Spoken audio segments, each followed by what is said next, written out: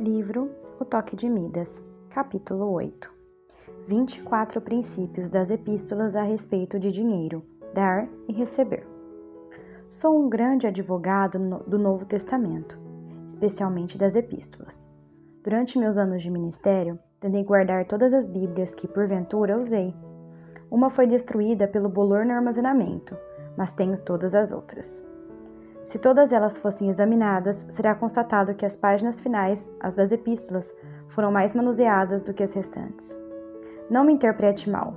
Leio e ensino a Bíblia como um todo, do início ao fim. Mas há muitos anos, descobri que as epístolas, ou cartas dos apóstolos, falavam comigo de maneira direta e precisa. Elas foram escritas para os cristãos, e isso me inclui. Portanto, decidi viver norteado pelos ensinamentos das epístolas. O Antigo Testamento foi a Bíblia inteira por séculos. Era a Bíblia citada por Jesus em seu ministério terreno. O Antigo Testamento é valoroso para mim, porque me ensina sobre Deus, sobre a história antiga do mundo e como Deus lidou com seus escolhidos, os judeus.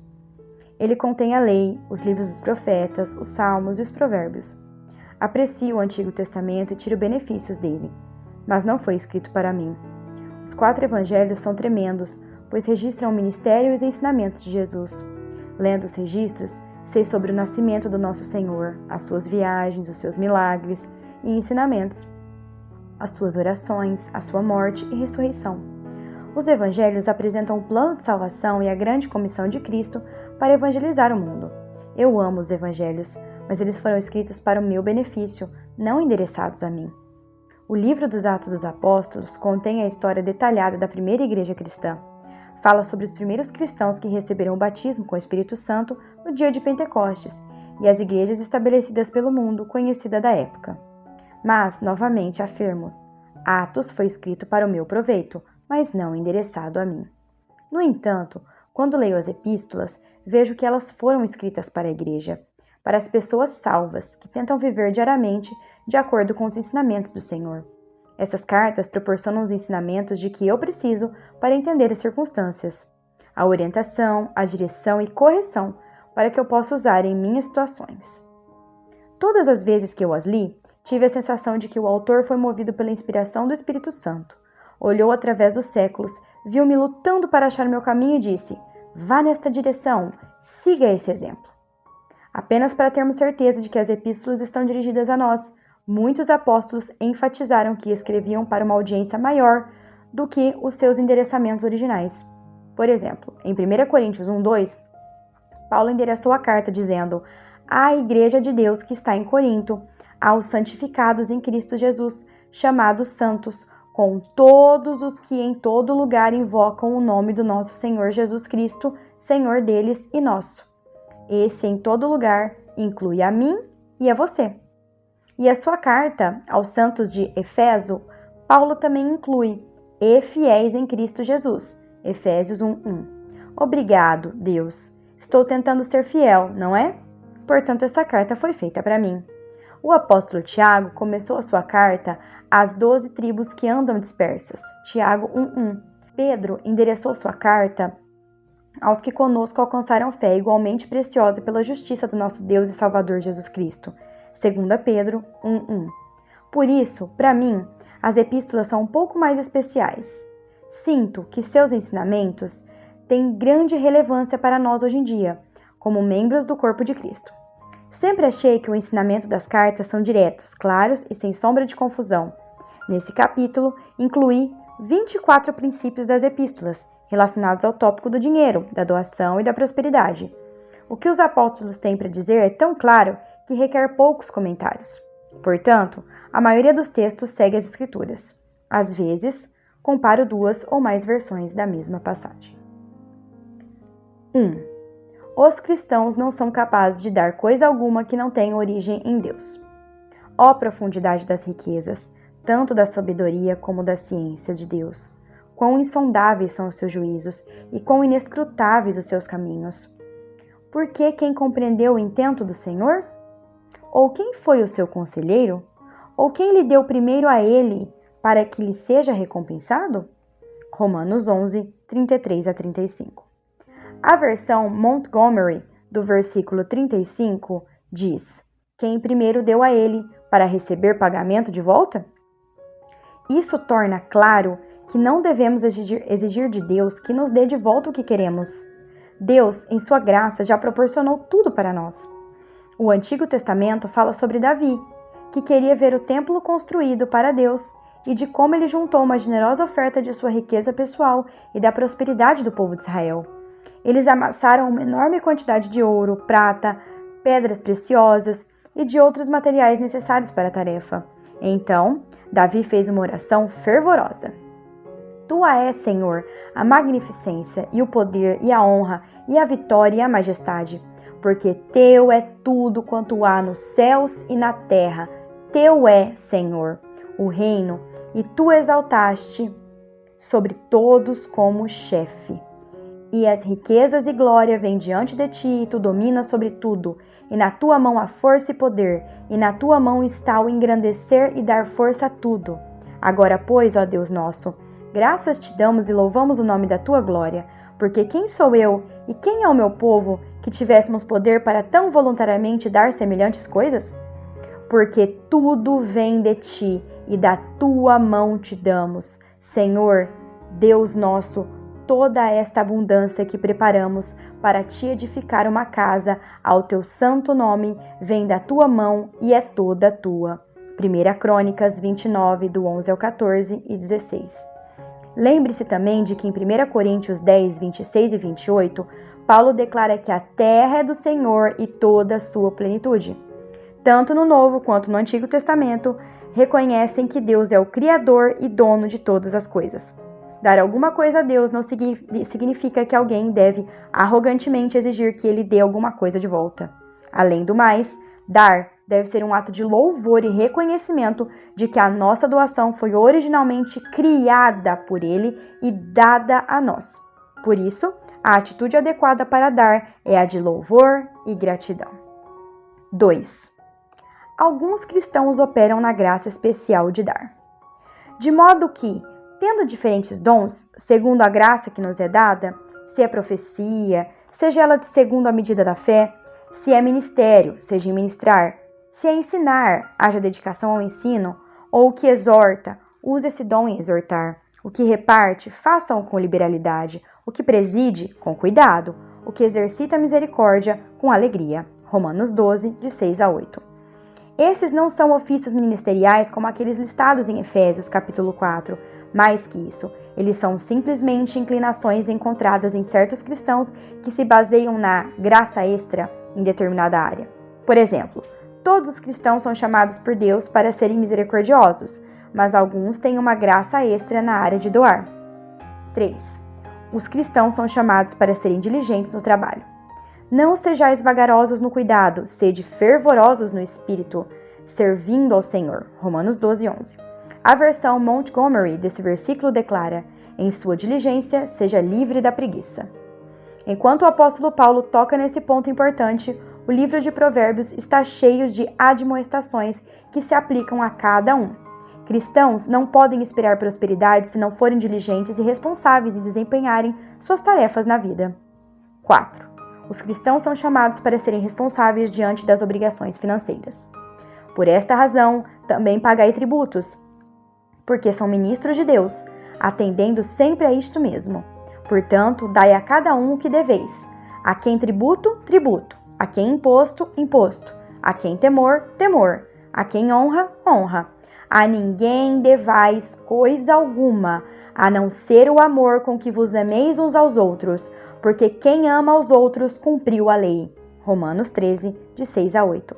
A versão Weymouth do versículo 8 diz: não deixe débito sem acerto, a não ser o débito permanente do amor mútuo. 5. Os cristãos têm o dever de apoiar financeiramente aqueles que os têm abençoado espiritualmente.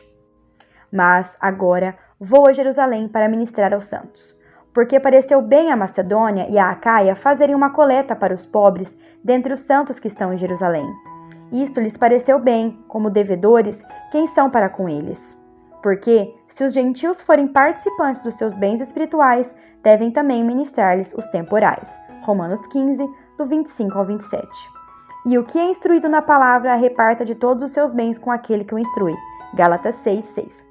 A tradução Phillips para Gálatas 6:6 diz: o homem sob a instrução cristã deveria estar desejoso em contribuir com o sustento de seu professor. 6. Os ministros têm o direito de receber auxílio financeiro pelo seu trabalho no ministério. Não temos nós direito de comer e de beber? Não temos nós direito de levar conosco uma mulher irmã, como também os demais apóstolos e os irmãos do Senhor e Cefas? Ou só eu e Barnabé não temos direito de deixar de trabalhar? Quem jamais milita à sua própria custa? Quem planta a vinha e não come de seu fruto? Ou quem apacenta o gado e não come do leite do gado? Digo eu segundo os homens? Ou não diz a lei também o mesmo? Porque na lei de Moisés está escrito: não atarás a boca ao boi que trilha o grão. Porventura, tem Deus cuidado dos bois? Ou não o diz certamente por nós? Certamente que por nós está escrito: porque o que lavra deve lavrar com esperança, e o que debulha deve debulhar com esperança de ser participante. Se nós vos semeamos as coisas espirituais, será muito de vós recolhamos os carnais? A versão Williams declara: se nós plantamos a semente espiritual em vocês, não seria muito bom para nós colhermos o apoio material de vocês? Se outros participam deste poder sobre vós, por que não, mais justamente, nós? Mas nós não usamos deste direito, antes suportamos tudo, para não pormos impedimento algum ao Evangelho de Cristo. Não sabeis vós que os que administram o que é sagrado comem do que é do templo?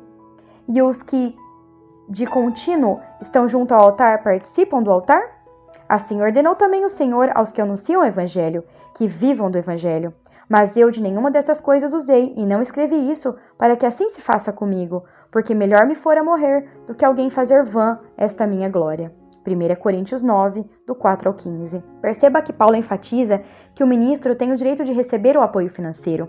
Ainda que, em uma situação particular, Paulo tenha escolhido abdicar desse direito para não ter acusado de abusar dele, ele expôs o ponto em que ele e outros ministros merecem ser apoiados. Os presbíteros que governam bem sejam estimados por dignos de duplicada honra, principalmente os que trabalham na palavra e na doutrina, porque diz a Escritura: não ligarás a boca ao boi que debulha, e digno é o obreiro de seu salário. 1 Timóteo 5, 17 e 18. A versão Williams do versículo 17 declara: os anciãos que fazem seus deveres, assim como sendo considerados merecedores, 2 vezes mais o salário que eles ganham, especialmente aqueles que trabalham na pregação e no ensino. 7. O amor deve motivar o ato de doar. E ainda que distribuísse toda a minha fortuna para sustento dos pobres, e ainda que entregasse o meu corpo para ser queimado e não tivesse caridade, nada disso me aproveitaria. 1 Coríntios 13:3.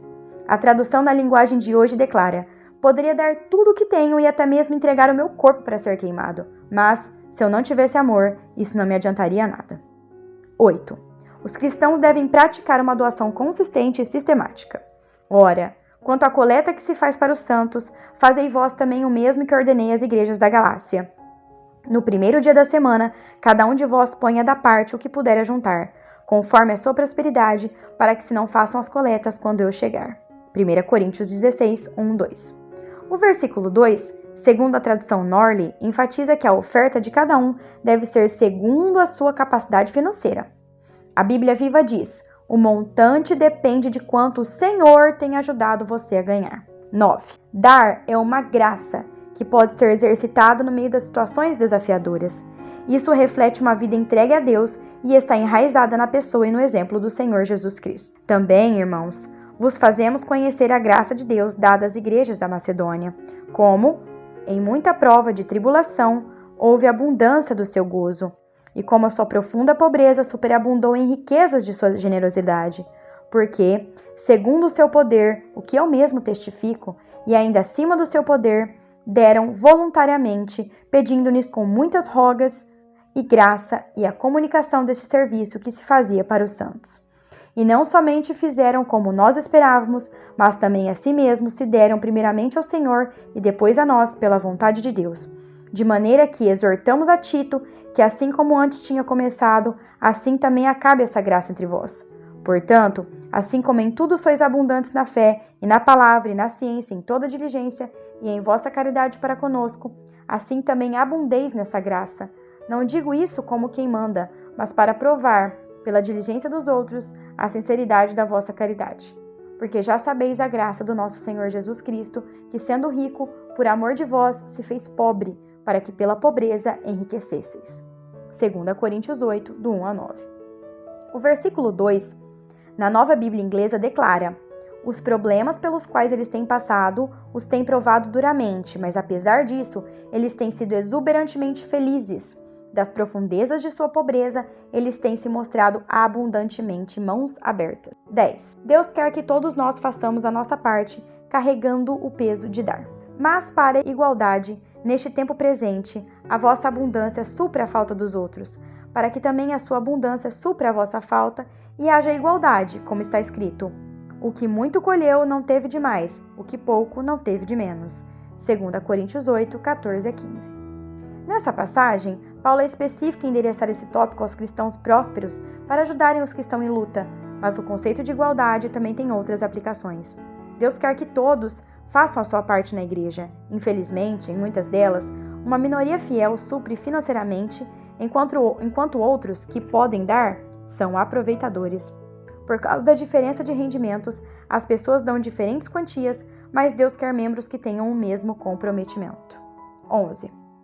Os ministros devem ser éticos e acima de qualquer repreensão no cuidado das finanças da igreja. Evitando isto, que alguém nos vitupere por essa abundância, que por nós é ministrada, pois zelamos o que é honesto, não só diante do Senhor, mas também diante dos homens. 2 Coríntios 8, 20 e 21. Na Nova Bíblia Inglesa, o versículo 20 diz: nós queremos nos guardar de qualquer crítica do uso desse generoso presente. Na Nova Versão Internacional, o verso 21 afirma: pois estamos tendo cuidado de fazer o que é correto, não apenas aos olhos do Senhor, mas também aos olhos dos homens. 12. Paulo claramente ensina a lei da semeadura e colheita. E digo isto, que o que semeia pouco, pouco também ceifará, e o que semeia em abundância também ceifará. Cada um contribua segundo propôs no seu coração, não com tristeza ou por necessidade, porque Deus ama o que dá com alegria, e Deus é poderoso para tornar abundante em vós toda a graça, a fim de que, tendo sempre em tudo toda a suficiência, superabundeis em toda boa obra. 2 Coríntios 9, 6 a 8. No Novo Testamento, do século XX, o versículo 8 afirma: Deus tem poder de derramar todos os tipos de bênçãos sobre você, de modo que, tendo-as sobre todas as circunstâncias e todas as ocasiões, em tudo o que precisar, você será capaz de derramar todos os tipos de bênçãos sobre outros. Existem outras partes das Escrituras que ensinam a lei da semeadura e da colheita. Não erreis. Deus não se deixa escarnecer, porque tudo o que homem semear, isso também ceifará. Porque o que semeia na sua carne, da carne ceifará a corrupção, mas o que semeia no Espírito, do Espírito ceifará a vida eterna. E não nos cansemos de fazer o bem, porque a seu tempo ceifaremos, se não houvermos desfalecido. Gálatas 6, do 7 ao 9. Todavia, fizestes bem em tornar parte na minha aflição, e bem sabeis também vós, ó Filipenses, que no princípio do Evangelho, quando parti da Macedônia, nenhuma igreja comunicou comigo com respeito a dar e a receber, senão vós somente. Porque também, uma e outra vez, me mandastes o necessário para Tessalônica. Não que procure dádivas, mas procuro fruto que aumente a vossa conta. Mas bastante tenho recebido e tenho abundância. Cheio estou, depois que recebi de Epafrodito, que da vossa parte me foi enviado, com o cheiro de suavidade, sacrifício agradável e aprazível a Deus. O meu Deus, segundo as suas riquezas, suprirá todas as vossas necessidades em glória por Cristo Jesus. Filipenses 4, do 14 ao 19. 13. Paulo procurava o coração das pessoas e não o dinheiro delas. Eis aqui, estou pronto para, pela terceira vez, ir ter convosco e não vos serei pesado, pois que não busco o que é vosso, mas sim a vós. Porque não devem os filhos entesourar para os pais, mas os pais para os filhos. Eu, de muito boa vontade, gastarei e me deixarei gastar pelas vossas almas, ainda que, amando-vos cada vez mais, seja menos amado. Mas seja assim, eu não vos fui pesado, mas, sendo astuto, vos tomei com dolo. Porventura, aproveitei-me de vós por algum daqueles que vos enviei? Roguei a Tito e enviei com ele um irmão. Porventura, Tito se aproveitou de vós? Não andamos, porventura, no mesmo espírito, sobre as mesmas pisadas? 2 Coríntios 12, do 14 ao 18. Paulo era ávido de dar ofertas aos pobres. E conhecendo Tiago, Cefas e João, que eram considerados como as colunas, a graça que se me tinha dado, deram-no as destras, em comunhão comigo e com Barnabé, para que nós fôssemos aos gentios a eles a circuncisão, recomendando-nos somente que nos lembrássemos dos pobres, os que também procurei fazer com diligência. Gálatas 2, 9 e 10. 15. Paulo e João encorajam a caridade cristã entre os irmãos. Então, enquanto temos tempo, façamos bem a todos, mas principalmente aos domésticos da fé. Gálatas 6:10. Quem, pois, tiver bens do mundo e vendo seu irmão necessitado, lhe cerrar o coração, como estará nele a caridade de Deus? Meus filhinhos, não amemos de palavra nem de língua, mas por obra e em verdade. 1 João 3, 17 e 18. 16. Paulo exemplifica e ensina um trabalho fortemente ético. Aquele que furtava, não furte mais. Antes, trabalhe, fazendo com as mãos o que é bom, para que tenha que repartir com o que tiver necessidade. Efésios 4, 28. Vós, servos, obedecei o vosso Senhor segundo a carne, com temor e tremor, na sinceridade do vosso coração, como a Cristo, não servindo à vista, como para agradar aos homens, mas como servos de Cristo, fazendo de coração a vontade de Deus, servindo de boa vontade como o Senhor e não como os homens, sabendo que cada um receberá do Senhor todo o bem que fizer, seja servo, seja livre. Efésios 6, do 5 ao 8. Vós, servos, obedecei a tudo ao vosso Senhor segundo a carne, não servindo só na aparência, como para agradar os homens, mas em simplicidade de coração, temendo a Deus. E tudo quanto fizerdes, fazei de todo o coração, como ao Senhor e não aos homens, sabendo que recebereis do Senhor o galardão da herança, porque Cristo, o Senhor, servis. Colossenses 3, 22 a 24. Porque bem vos lembrais, irmãos, do nosso trabalho e fadiga, pois trabalhando noite e dia, para não sermos pesados a nenhum de vós, vos pregamos o Evangelho de Deus. 1 Tessalonicenses 2, 9. E procureis viver quietos, e tratai dos vossos próprios negócios, e trabalhar com vossas próprias mãos, como já vos temos mandado, para que andeis honestamente para com os que estão de fora e não necessiteis de coisa alguma. 1 Tessalonicenses 4, 11 e 12. Nem, de graça, comemos o pão do homem algum, mas com trabalho e fadiga, trabalhando noite e dia, para não sermos pesados a nenhum de vós. Não porque nós tivéssemos autoridade, mas para vos dar em nós mesmos exemplo, para nos imitardes. Porque quando ainda estávamos convosco, vos mandamos isto, que, se alguém não quiser trabalhar, não coma também. Porquanto ouvimos que alguns entre vós andam desordenadamente, não trabalhando, antes fazendo coisas vãs. A esses tais, porém, mandamos e exortamos por nosso Senhor Jesus Cristo, que trabalhando com sossego comam o seu próprio pão. 2 Tessalonicenses 3, do 8 ao 12. 17. Paulo advogou brilhantemente e denunciou a cobiça. Não digo isto como por necessidade, porque já aprendi a contentar-me com o que tenho. Sei estar abatido e sei também ter abundância. Em toda maneira e em todas as coisas estou instruído, tanto a ter fartura como a ter fome, tanto a ter abundância como a padecer necessidade. Posso todas as coisas naquele que me fortalece. Filipenses 4, 11 a 13. Sejam vossos costumes sem avareza, contentando-vos com o que tendes, porque ele disse, não te deixarei, nem te desampararei.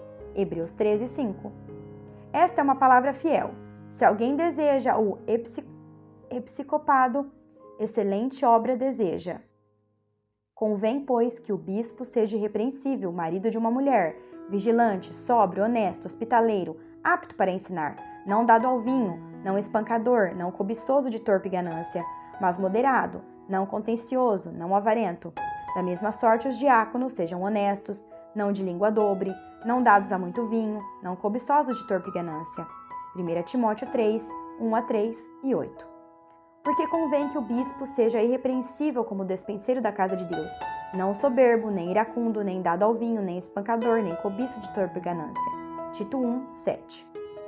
A mentira da cobiça declara, se eu tivesse mais dinheiro, ou se eu tivesse isso ou aquilo, seria feliz. Mas o contentamento diz, por causa de Jesus Cristo, sou feliz, não importando a circunstância. 18. Paulo enfatizou a responsabilidade individual de suprir a própria família.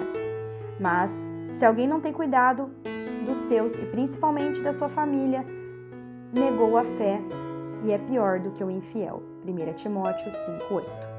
19. Os cristãos não devem amar o dinheiro ou confiar nele. Contendas de homens corruptos de entendimento e privados da verdade, cuidando que a piedade seja causa de ganho.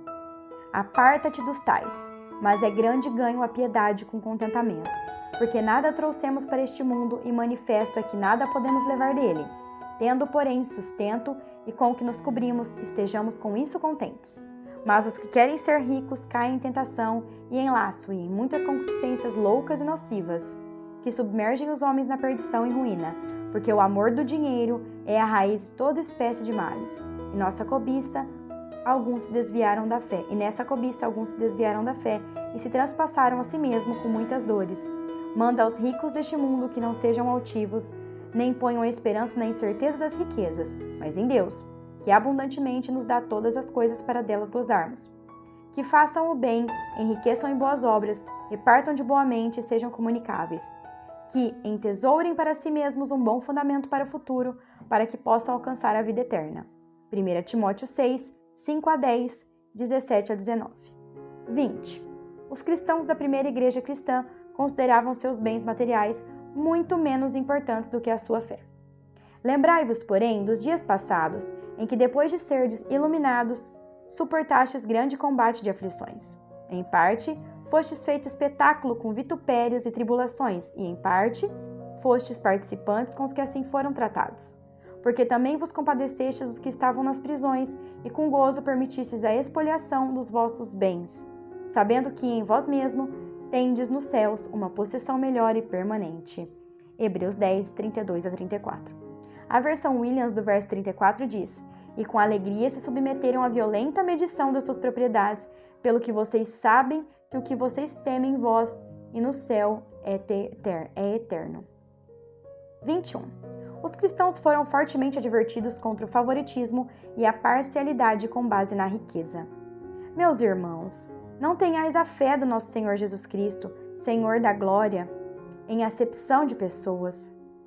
Porque se no vosso ajuntamento entrar algum homem com anel de ouro no dedo, com vestes preciosas, e entrar também algum pobre com sórdida vestimenta, e atentardes para o que traz a veste preciosa, e lhe disserdes: assenta-te aqui, num lugar de honra, e disserdes ao pobre: tu, fica aí em pé, ou assenta-te abaixo do meu estrado.